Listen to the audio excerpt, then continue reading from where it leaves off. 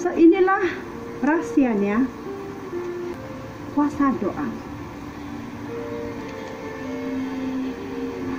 Kita sendiri tahu bahwa jemaat di Tesalonika adalah hasil daripada pemberitaan Injil oleh Rasul Paulus. Dan apabila dia berada jauh dari mereka, jemaat ini digoncangkan, mengalami penganiayaan karena Injil. Dan ramai di antara mereka yang menjadi lemah. Itulah sebabnya Paulus menulis dalam surat yang pertama, supaya mereka, jemaat ini, terus mengingati apa yang telah mereka lalui, apa semasa mereka menerima keselamatan itu. Mereka disarankan supaya mengingati kembali apa yang terjadi dalam kehidupan mereka waktu mereka masih dalam dunia, dalam kegelapan. Mereka menyembah berhala, sehingga mereka mendengarkan Injil dan kuasanya, dan mereka mengalami Injil itu dan diselamatkan, dan mereka mengalami Roh Kudus dalam kehidupan mereka, dan mereka mengalami kemenangan demi kemenangan di dalam setiap kehidupan mereka. Kuasa Injil menyelamatkan mereka, dan setelah mereka di dalam puncak kegemilangan dalam mentaati Injil, mereka mengalami hal-hal yang pahit. Ini tidak jauh berbeza daripada kehidupan kita pada saat ini, di mana kita sedang mengalami keselamatan melalui Injil ini, dan kita sudah sampai ke tahap kegemilangan ini, dan pencobaan-pencobaan akan datang kepada setiap kita. Dan kepada seperti jemaat ini, mereka mulai ditantang, mereka mulai mengalami kepahitan, mereka mulai dianiaya, mereka mulai mempersoalkan. Dan iman mereka, walaupun mereka masih percaya kepada Yesus, tetapi iman mereka mulai digoncangkan. Dan apa yang menjadi kerisauan kepada Paulus ialah mereka akan jatuh di dalam iman. Sebelum mereka itu terjadi, dia menulis surat ini supaya mereka akan dikuatkan apabila mereka disegarkan oleh firman Tuhan. Mereka disegarkan apabila mereka diingatkan bagaimana kehidupan mereka dahulu dan sekarang. Dan jemaat ini sangat bersyukur, jemaat ini sangat bersukacita, apalagi Rasul Paulus terus menasihatkan mereka untuk tetap hidup kudus, untuk tetap hidup kudus dan menanti kedatangan Yesus yang kedua kali. So inilah nasihat-nasihat Paulus di dalam 1 Tesalonika suratnya. Dan apa isi kandungan surat ini, dan apa keadaan jemaat pada waktu itu. Dan melalui surat ini mereka dapat dipulihkan.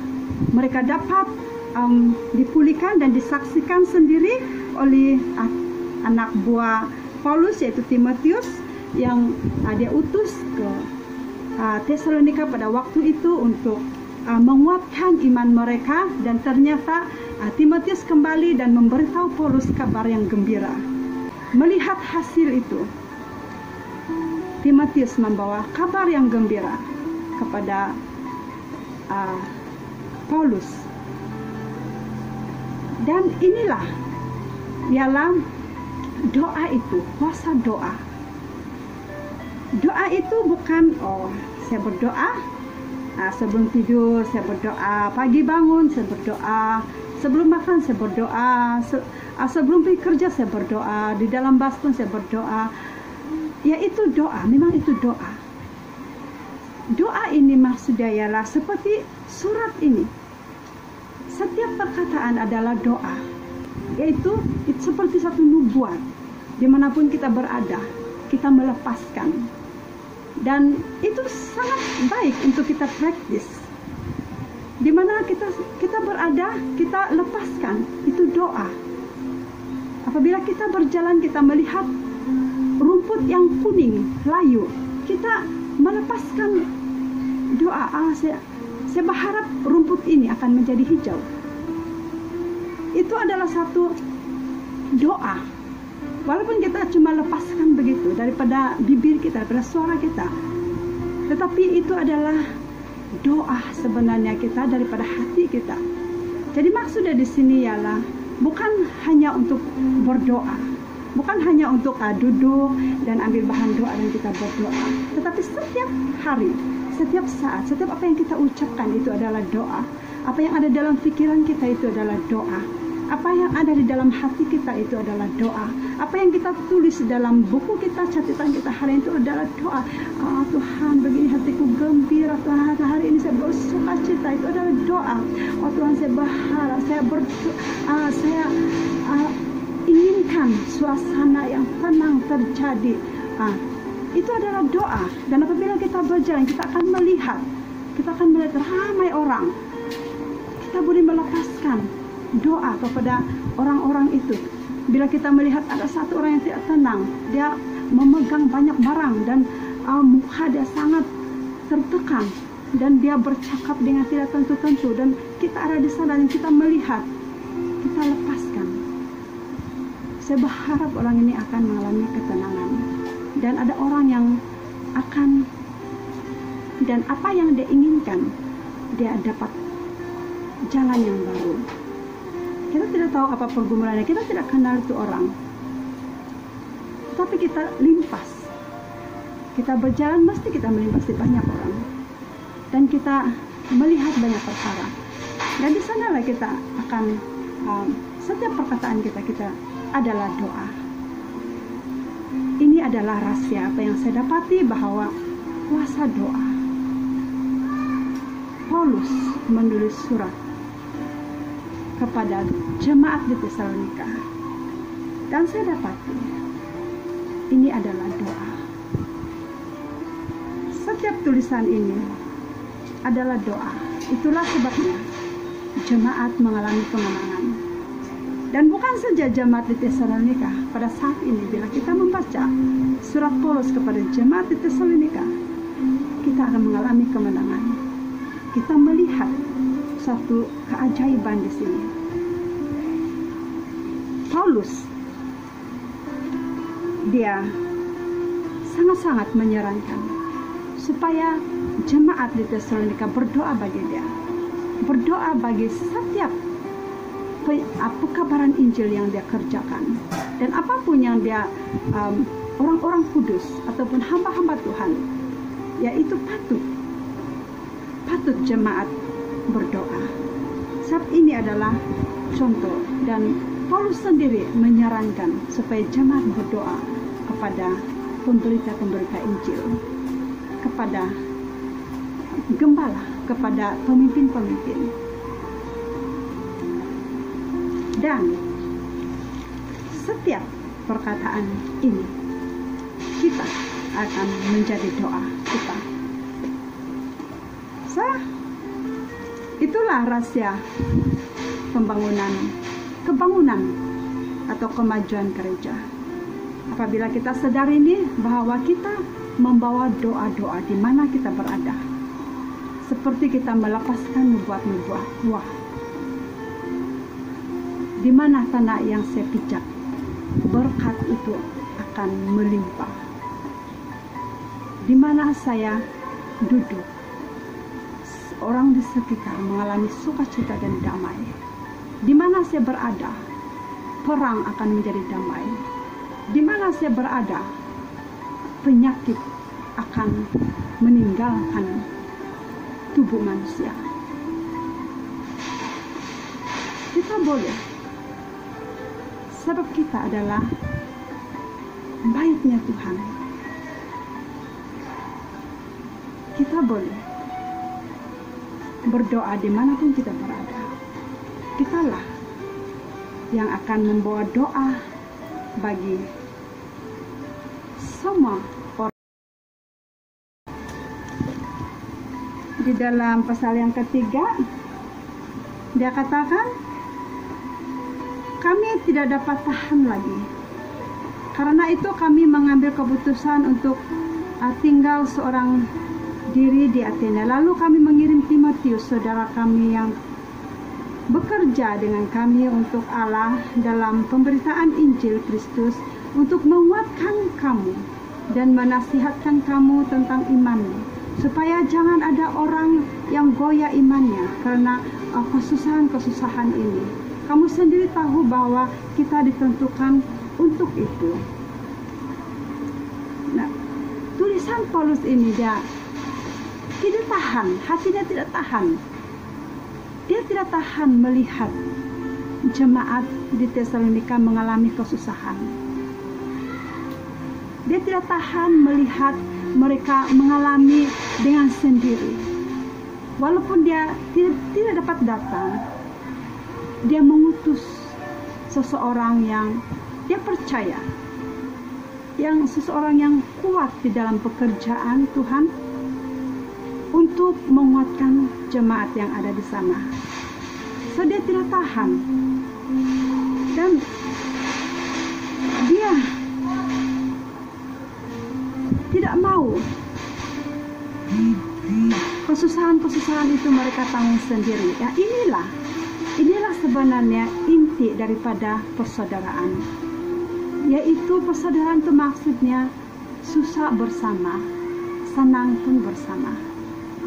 Apabila ada saudara yang susah, sama-sama memikul kesusahan, sama-sama merasa kesusahan itu. Dan apabila ada saudara yang mengalami sukacita, sama-sama untuk bersukacita, sama-sama untuk merasakannya. Wah, sukacita. Tahnya kita ada rasa itu di dalam hati kita. Inilah tali persaudaraan yang sebenarnya Paulus sedang mengalami di dalam batinnya, dan dia tuliskan di dalam surat ini, sehingga kita mengalami persaudaraan itu, dan kita, wah, sangat indah sekali. Kita satu di dalam Tuhan. Tuhan Yesus membawa persaudaraan di antara kita. Walaupun kita berlainan bangsa, walaupun kita berlainan adat istiadat ataupun latar belakang, tapi Tuhan mau kita bersaudara di dalam Dia dan mengalami kemenangan, mengatasi setiap yang ada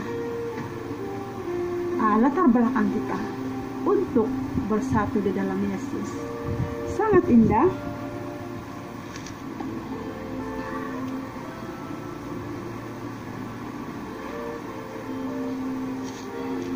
Dan pasal 4 ayat yang ke-9, tentang kasih persaudaraan tidak perlu dituliskan kepadamu, karena kamu sendiri telah belajar kasih mengasihi dari Allah. Tentang kasih persaudaraan tidak perlu dituliskan. Tentang kasih persaudaraan dia katakan tidak perlu dituliskan, sebab di antara kita sudah mengalami kasih Allah. Dan itulah kasih persaudaraan, apa yang kita mengalami daripada kasih Yesus. Yesus yang telah memberikan kasih itu kepada kita. Dengan apa? Dengan nyawanya sendiri, dengan kesanggupannya, dengan kerelaannya. Dia mau memberi jalan kepada kita. Dia memberikan hidupnya, nyawanya bagi kita. Sebab kita adalah saudaranya, sebab kita adalah anak-anaknya. Yesus, kasih itu kita sudah rasakan. Apabila kita telah diselamatkan daripada hidup yang sia-sia, daripada dosa-dosa kita, dengan darahnya kita sudah rasakan kasih itu. Dan itulah disebabkan Paulus mengatakan, tak payahlah dituliskan, sebab kita sudah merasakan itu, kasih persaudaraan. Kalau kita tidak merasakan kasih persaudaraan itu,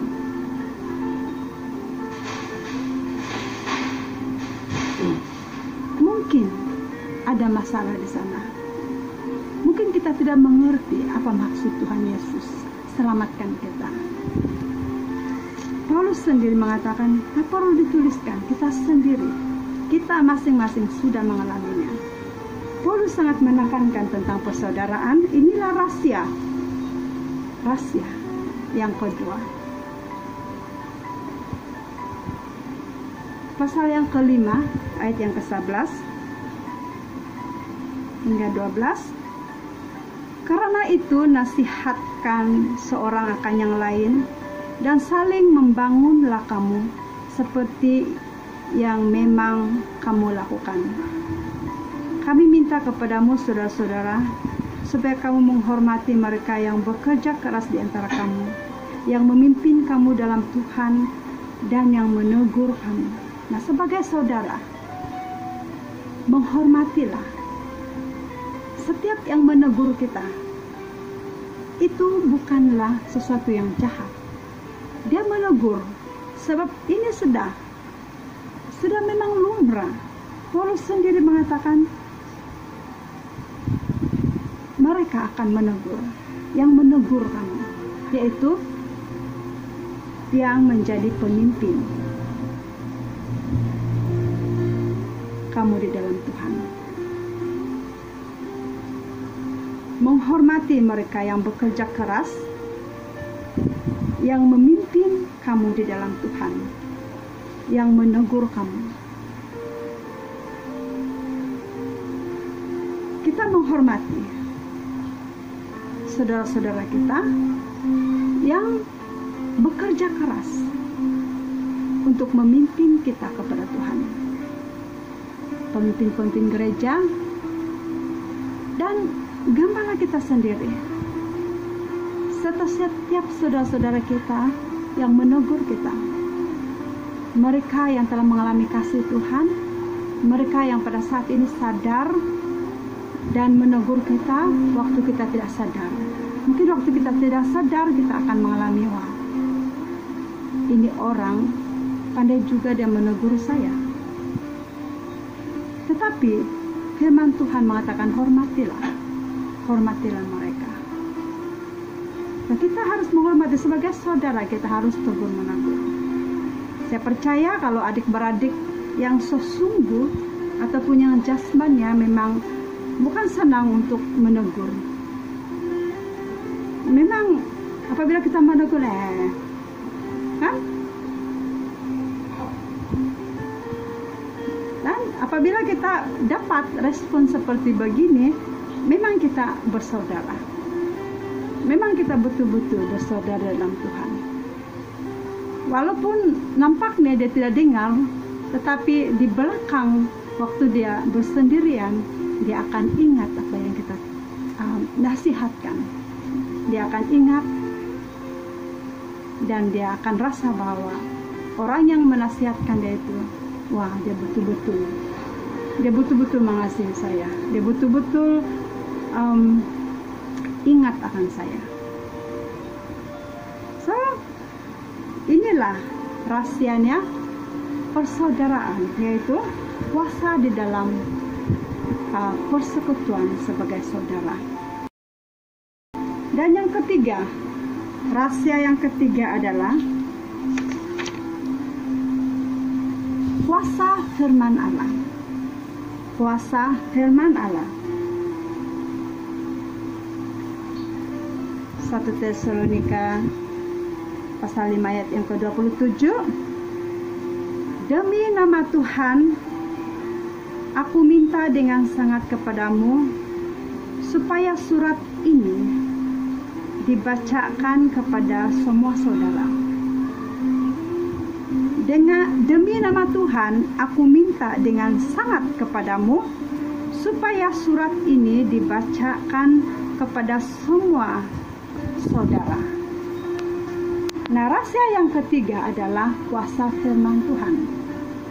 Paulus, dia menulis surat ini dan dia meminta dengan sesungguhnya supaya surat ini dibaca kepada semua saudara. Semua jemaat yang ada di Tesalonika harus membaca surat itu ataupun mendengar sendiri daripada orang yang membaca surat itu. Dan mereka sama-sama memiliki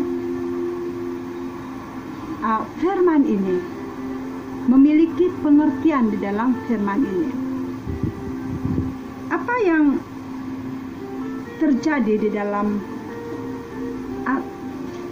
jemaat di Tesalonika adalah sesuatu kekacauan berlaku.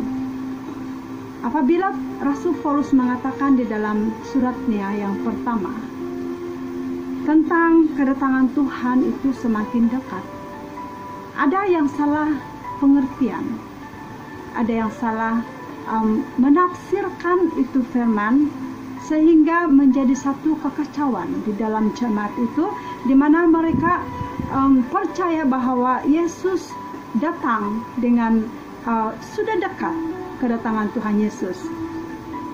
Oleh karena kedatangannya sudah dekat, mereka tidak perlu untuk bekerja lagi. Mereka tidak payah mengalami kehidupan yang normal setiap hari. Mereka menyarankan supaya berhenti daripada pekerjaan. Dan kekacauan ini berlaku sehingga Rasul Paulus terpaksa menulis suratnya yang kedua, di mana dia mau memperbaiki, memperbetulkan pengertian mereka, memperbetulkan pahaman-pahaman jemaat yang ada di Tesalonika.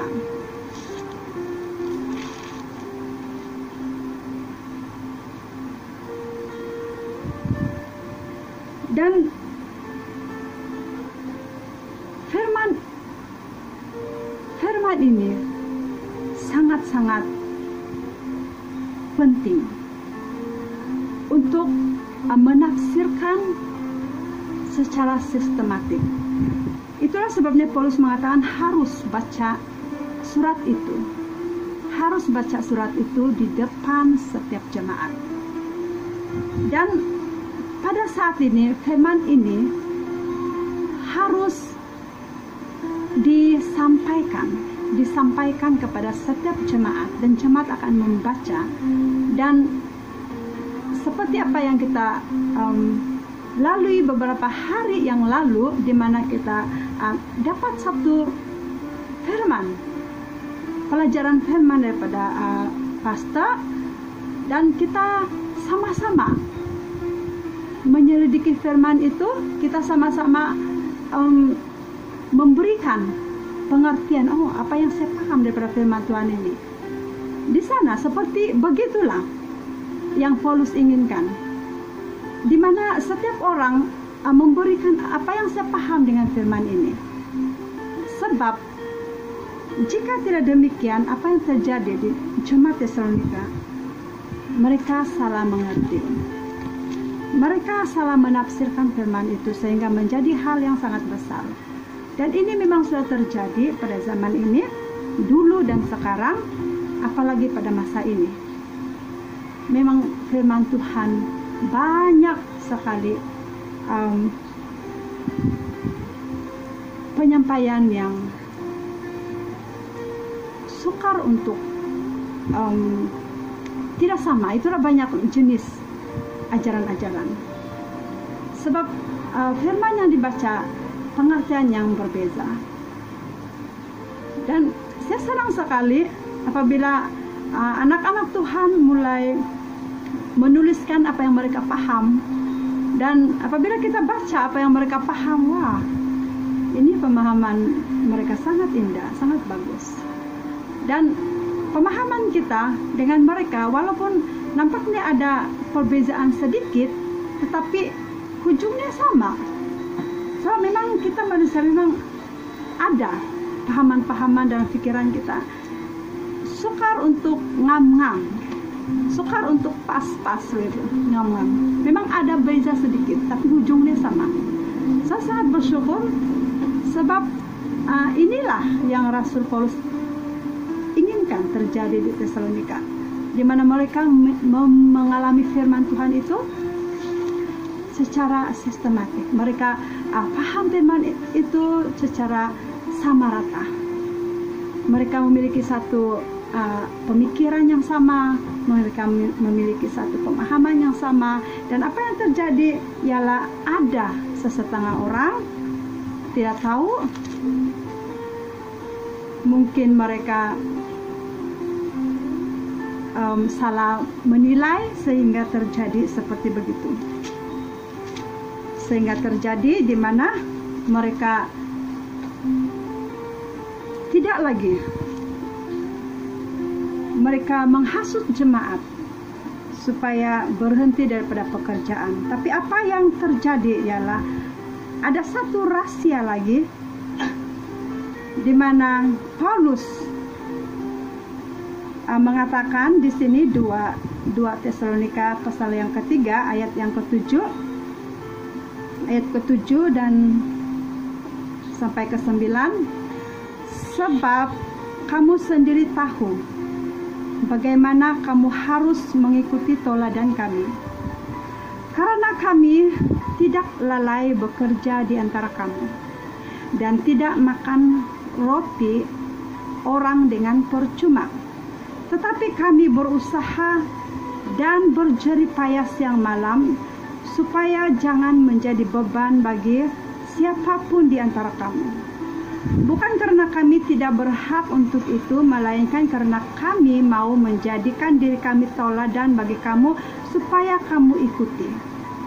Paulus di sini dia menulis kepada mereka yang salah pengertian terhadap firman Tuhan, bahwa dia sendiri menjadi teladan. Pada waktu itu mereka diajar untuk meninggalkan pekerjaan masing-masing, sedangkan Paulus dia bekerja keras, dia memiliki pekerjaan, sehingga dikatakan di sini dia tidak mau makan roti orang dengan percuma. Dia mau dengan jerih payah siang dan malam supaya dia tidak menjadi beban bagi sesiapapun. Paulus sendiri mengatakan dan dia memang dia bekerja, dia ada pekerjaan, dan dia tidak berhenti daripada pekerjaannya. Dia tidak mau menjadi beban kepada orang lain. Dan apa yang menjadi yang menarik di sini adalah dia ada jawaban bagi setiap perkara yang terjadi. Dan firman itu hidup. Apabila firman itu bukan saja keluar daripada mulut ataupun yang kita tulis dengan pen, tetapi yang orang akan melihat sendiri di dalam kehidupan kita. Firman itu harus hidup di dalam kita. Kitalah yang akan menjadi teladan kepada firman itu. Apabila mereka mendengar firman itu, mereka akan melihat di dalam kehidupan kita, tidak akan lari daripada firman Tuhan. Itulah firman Tuhan dan itulah kehidupan kita. Rasul Paulus juga begitu. Dia menunjukkan kehidupan dia yang sebenar, dan itulah firman Tuhan melalui setiap yang dia lakukan, setiap yang dia kerjakan, tidak lari daripada firman Tuhan, sehingga semua orang akan melihat dan tiada jawaban yang lain lagi, tiada persoalan lagi. Mereka melihat teladan. Dan inilah rahasia yang saya dapati di dalam surat Tesalonika